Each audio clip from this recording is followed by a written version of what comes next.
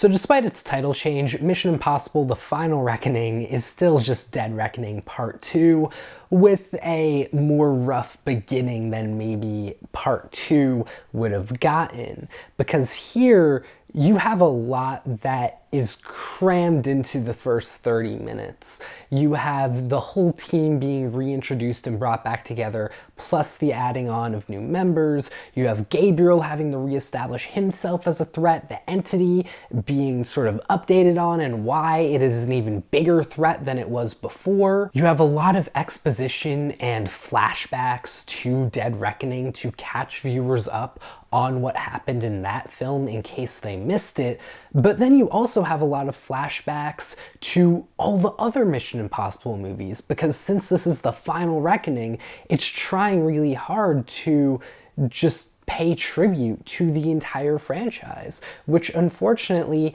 takes away from the start of this film. I was really worried during these first 30 minutes that that whole time would be what the entire movie was like. Because if the whole movie was like that, this would probably be the worst Mission Impossible movie in the franchise. But luckily, after those first 30 minutes, there is the scene in a military base, and then things really kick into that Mission Impossible high gear that you know and love, and leave you walking out of this movie on an absolute adrenaline high, and you're like, okay, this movie was still really good with a just not great beginning. And once this film really starts to get going, it does split into three different perspectives. You have Ethan, who's kind of off doing his own thing, the rest of his team that's off doing their thing to support his mission, and then you also have a lot of US government officials, including Angela Bassett, who plays the president, and they are all just worrying about this big nuclear conflict that is coming to just arise from the entity. And all three are just really well done.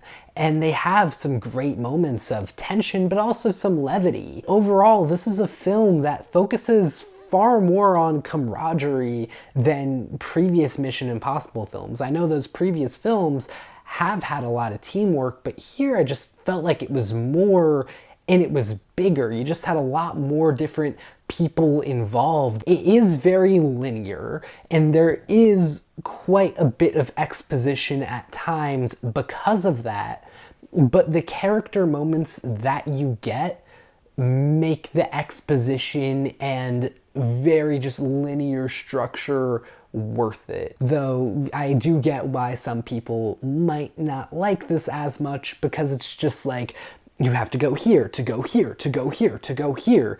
And like, it's very clear and kind of laid out for you from the get-go, rather than other Mission Impossible films where you know that they have to go to one place, but then you don't really know what's coming after that.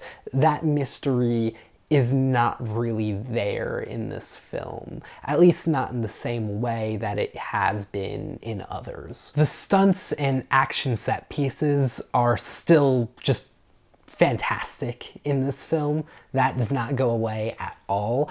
I was a little worried, like not necessarily like really worried, but just a little bit during the marketing campaign, because it didn't really feel like this film had that hallmark stunt like previous installments had, like him motorcycle jumping off of a mountain or climbing the Burj Khalifa. And that's not really there in this film. What you instead get are two moments, one in a plane chase and the other in a big submarine scene, that our far longer scenes are just a lot more tense and provide just more excitement, I think, overall, rather than just like the one cool moment. Instead, you have a lot of different cool moments scattered throughout this larger scene, which I really enjoyed, and honestly might have enjoyed even more than some of those more like grandiose type of stunts. So yeah, the submarine, I mean, the underwater filmmaking for that scene was on par with Titanic. It was just so good with like the submarine would turn around and you'd have to watch Ethan like turn and find his footing, and the water would raise or lower or move, and you would have to see like what Ethan does because of how the water is moving. And it just made the set piece so dynamic. And at times you really felt like he could be a total goner. I mean, you know he's not gonna be because it's a Mission Impossible movie. But like, it brings you so close to believing, wait, like what if he fails somehow? And then there's like some workaround that they do around that failure later on. But then the plane chase. Oh my God. He's just dangling off the side of planes time and time again. And it's just like, you can't believe what you are seeing Tom Cruise do in terms of stunt work, where he's just hanging there on a plane just flying really fast. And it's crazy. And you're just like, you're not only worried about like characters dying or what's gonna happen in the movie. It like pulls you out of the movie a bit to be like, a human being is doing this right now. This is absurd. Like, is Tom okay? Like, was he okay? Unfortunately, Gabriel as a villain is still just pretty underwhelming in terms of Mission Impossible villains. He's just not all that great or threatening, which is really sad since he is the villain that is said to have made Ethan who he is. You just don't feel that fear.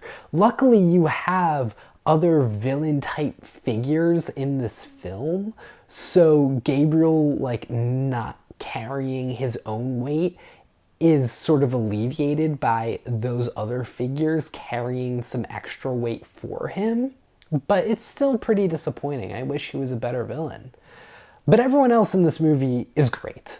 And Simon Pegg especially really stands out to me here. I think he really gets his due. He has so much to do, like in this movie, just as a character, is put in more leadership positions, and I really enjoyed him here. I'm just shocked that Simon Pegg just does not get more roles in Hollywood. I really hope that this film helps him get more acting gigs because he is so good. But yeah, I mean, I know this movie just overall has some more mixed reviews, especially compared to some of the previous Mission Impossible films, but please give it a chance because I think that you might be really surprised with how good this film ends up being. Like, you might be disappointed and let down the first 30 minutes, but I promise you that it gets better. With that all being said, I am gonna give this movie 4 stars. It's really solid. I'm close to 4.5, but I'm gonna stick to 4 for now. And what about all of you? If you've already seen this movie, please feel free to let me know in the comments down below your thoughts. I'd love to have a discussion about this, and I will see you all in the next video. Take care.